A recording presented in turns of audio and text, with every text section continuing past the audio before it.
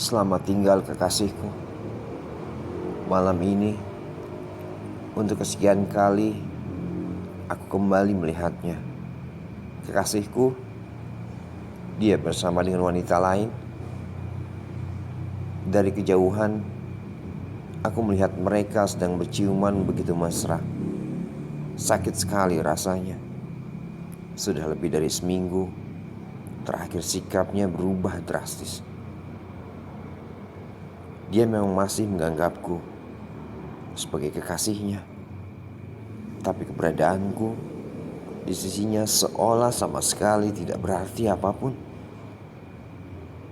Ini sudah bukan pertama kali lagi aku melihat begitu. Sudah beberapa kali aku melihatnya sering berganti-ganti wanita. Sekarang dia lebih pantas disebut sebagai playboy.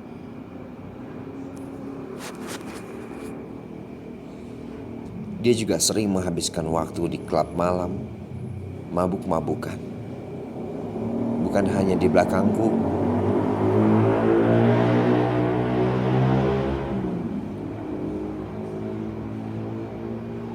saya ulangi, bukan hanya di belakangku. Dia bahkan bermesra-mesraan bersama wanitanya saat kami sedang menghabiskan waktu bersama. Padahal sebelumnya dia tidak tahu begitu. Dia tidak pernah menyakiti perasaanku. Dia selalu bersikap baik. Sebenarnya, apa salahku? Padahal aku sudah mengorbankan banyak hal untuknya. Aku benar-benar tidak mengerti di mana letak kesalahanku sampai dia tega memperlakukan seperti itu. Aku berusaha bersikap sesempurna mungkin di hadapannya dan tidak pernah berhenti untuk menjadi kekasih terbaik seperti yang dia inginkan selama ini. Setelah dia melakukan ciuman mesra itu, dia menoleh menatap ke arahku tanpa rasa bersalah. Sedikit pun dia tersenyum lebar, melambaikan tangan padaku. Aku hanya diam, mematung. Rasa sedih, rasa sakit di dalam hati yang semakin dalam membuatku sulit sekali untuk tersenyum. Meski begitu, aku memberikan senyuman tipis, berusaha terlihat baik-baik saja di depannya.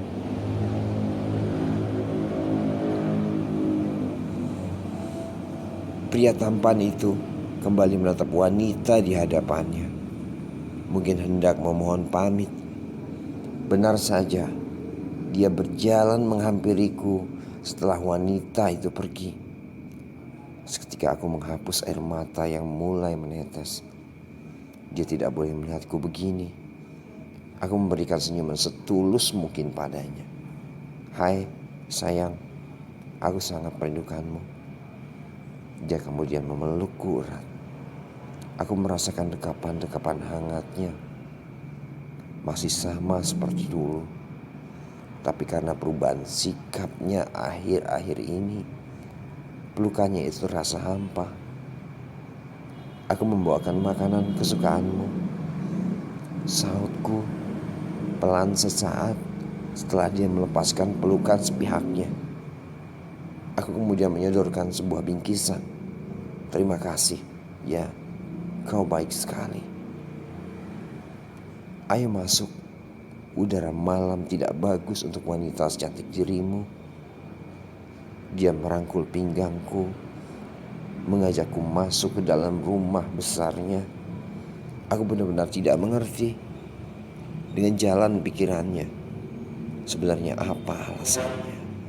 Kenapa dia menjadi pemain wanita, menyakiti hatiku begini?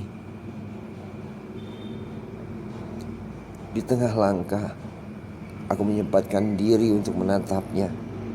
Aku sebenarnya apa kesalahanku? Sayangnya aku tidak punya keberanian untuk menanyakan apapun padanya.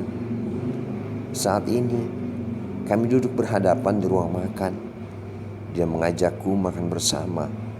Aku masih cukup menikmati saat-saat seperti ini. Sepintas hubungan kami terlihat baik-baik saja. Dia menyuapi, Aku juga ikut menyuapinya.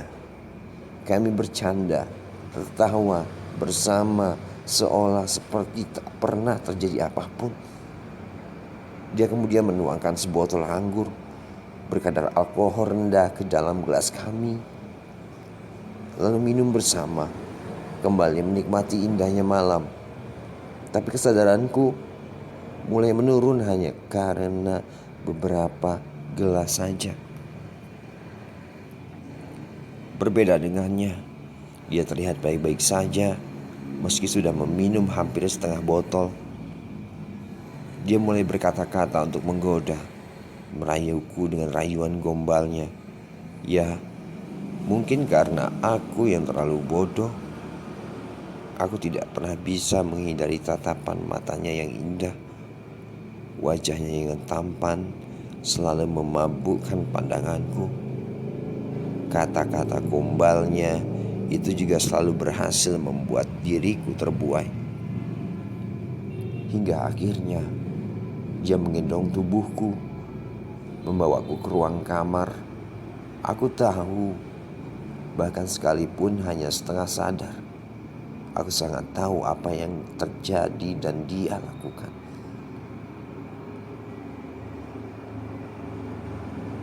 Aku sangat tahu apa yang akan dia lakukan. Tapi aku membiarkannya.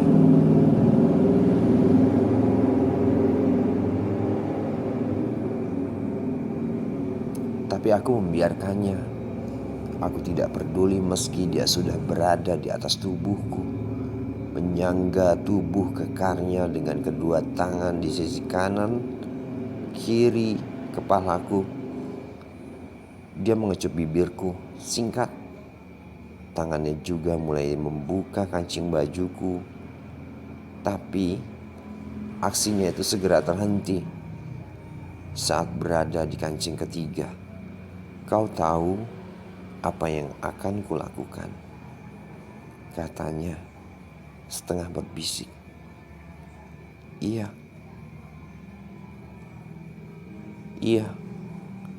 sahutku singkat. Mata kami masih saling bersinggungan. Lalu kenapa kau diam saja? Kau tidak pernah marah kalau aku melakukannya. Lakukan saja apa yang kau mau.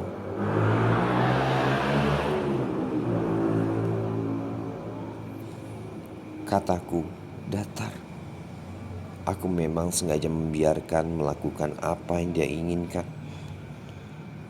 Mungkin dengan begitu rasa cintanya padaku akan kembali seperti dulu, bahkan lebih besar dari sebelumnya. Tapi kau bodoh. Dia kemudian bangkit berdiri. Apa kau sudah tidak waras, ha? Nada bicaranya berubah tinggi. Aku bersingsut bangun dan duduk di sisi ranjang. Apa maksudmu? Kenapa kau bicara begitu? Aku masih bertahan dengan nada datarku. Ha? Pria itu berteriak keras. Tampak frustasi. Dia menggila, menyeret sebuah benda yang ada di atas meja dekat sofa, membuat semua benda itu jatuh berserakan di lantai. Aku terkejut bukan main. Aku berteriak ketakutan melihat mengamuk seperti itu. Apalagi saat sebuah pecahan kaca vas bunga hampir saja mengenai kakiku. Ada apa lagi dengannya? Apa yang membuat marah? Bukankah seharusnya dia senang karena aku dengan sukarela memberikan tubuhku padanya? Kau benar-benar membuatku gila. Teriaknya lagi. Ada apa? Kenapa? Tanyaku pelan. Tak mengerti. Dia berjalan mondar-mandir ke sana kemari demi meredam emosi. Lebih baik betulkan kancing bajumu sekarang. Aku akan mengantarmu pulang. Dia berkata ketus, hendak berjalan pergi. Jelaskan padaku ada apa sebenarnya. Aku setengah berteriak untuk menghentikan langkahnya. Dia menoleh menatapku dengan tatapan yang biasa. Dia terlihat begitu kesal padaku. Jangan bertanya apapun lagi. Aku tunggu di luar. Pria itu pun akhirnya pergi meninggalkan ruangan kamar. Mobil sport berwarna putih itu berhenti tepat di halaman rumahku. Dia keluar terlebih dahulu, lalu membukakan pintu untukku. Cepatlah masuk ke dalam rumah, katanya sambil pintu mobilnya sesaat setelah aku keluar. Aku tak menyahut perkataannya, hanya melakukan apa yang dia katakan. Aku berjalan menuju pintu rumahku. Diandra. Tapi panggilannya membuatku langkah terhenti di teras rumah. Aku membalikkan badan, mendapati sedang berjalan mendekat saat aku mulai menatapnya. Kedua mata kami saling menatap. Wajah rupawannya tiba-tiba berubah kelam. Tatapannya juga terlihat sendu, tidak seperti sebelumnya. Ada apa lagi? Kenapa dia berubah seperti itu? Katakan sesuatu, Saga. Jangan terus menatapku seperti itu, kataku. Sejenak suasana menjadi hening. Dia hanya menatapku tanpa mengatakan sepatah kata pun. Sekarang aku bisa melihat luka yang begitu dalam di matamu.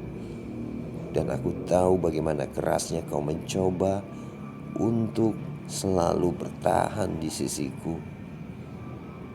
Dia mulai bicara. Kenapa kau bicara begitu? Aku minta maaf. Aku tidak bisa berpura-pura lagi. Apa maksudmu? Berpura-pura untuk apa?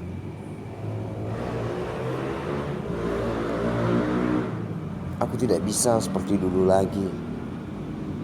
Aku tidak bisa menciummu, memelukmu lagi seperti dulu. Aku tidak akan membuatmu semakin terluka. Karena Saga, aku kesal, setengah berteriak untuk menghentikan omongan kosongan itu. Sudah kubilang, aku tidak bisa berpura-pura lagi. Karena sampai kapanpun aku tidak bisa mencintaimu, Diandra. Aku benar-benar tidak bisa menahan rasa sakit itu lagi. Mataku memanas seketika menampung air. Jadi maksudmu selama ini kau berpura-pura mencintaiku? Begitu? Maaf, kataku pelan. Dia langsung memalingkan wajah. Jangan minta maaf. Aku tak mau mendengar kata-kata itu darimu. Aku benar-benar minta maaf. Meski kularang, dia tetap mengatakannya. Aku benar-benar kecewa kepadanya.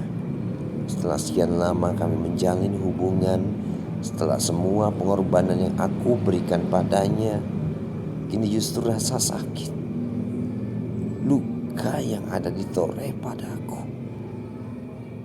Air mataku jadi semakin mengalir, membasahi kedua pipi. Apa kau tidak bisa mengerti aku sedikit saja? Aku tidak peduli apapun yang akan kau katakan, apapun apa yang akan kau lakukan. Aku akan tetap menemaninya. Seharusnya kau tahu betapa aku sangat mencintaimu. Suaraku mulai parau, terisak, benar-benar merasa luka. Sekalipun kau memohon, aku tetap tidak akan merubah keputusanku. Jadi inilah sebabnya. Apa itu alasanmu memperlakukan seperti ini? Karena kau tidak pernah mencintaiku. Iya, dan aku ingin mengakhiri sekarang juga. Aku mohon jangan katakan itu. Kataku lirih. Aku benar-benar tidak menyangka akhirnya hari seperti ini, hari yang paling aku takuti, akhirnya datang. Air mataku tak bisa berhenti mengalir dengan terus begitu derasnya. Sekalipun aku terus menyekanya, kata-kata barusan membuatku tersadar kalau hubungan yang selama ini sangat kujaga, hubungan cinta sepihak yang selalu kupertahankan, akhirnya berakhir. Inilah ujungnya. Ini adalah akhir dari pengorbananku, membuatku harus sadar bahwa tak ada hari esok lagi untuk kami. Aku tidak butuh kejujuranmu. Saga, tetaplah di sisiku. Tak ada seorang pun yang lebih mengetahui kecuali dirimu. Kau sudah menjadi orang terpenting dalam hidupku. Sambil terisak-isak, aku memohon, berusaha. Tapi aku tidak bisa mencintaimu. Hentikan omong kosongmu itu. Beritahu aku kemana aku harus pergi. Kau adalah rumahku. Kau adalah segalanya bagiku. Seharusnya kau tahu bagaimana aku memperlakukan selama ini. Iya, aku sangat berterima kasih karena kau sudah memberikan segalanya. Tapi aku tidak bisa merubah keputusanku. Aku tidak mau menjalani sebuah hubungan tanpa cinta. Terlebih lagi, aku tidak ingin menyakitimu lagi. Kau tidak perlu mencintaiku. Kau hanya perlu mengerti, memahamiku saja. Karena akulah yang akan selalu mencintaimu. Aku tidak bisa melakukannya. Aku akan jadi pria terkejam jika aku harus melakukan itu. Saga, cukup Diandra. Dia tak memberiku kesempatan untuk bicara lagi. Perlahan kedua tangannya terulur menghapus air mata yang membasahi kedua pipiku. Kau harus mendapatkan pria lain yang lebih baik dariku. Carilah pria yang benar-benar tulus mencintaimu. Kau harus bahagia. Aku terus terisak. Ini sangat menyakitkan untukku. Aku segera menepis kedua tangan besarnya dari pipiku. Kalau begitu, jangan buat aku salah paham lagi. Kalau kau memang tidak mencintaiku, jangan memberiku perhatian seperti ini. Iya, aku minta maaf untuk itu.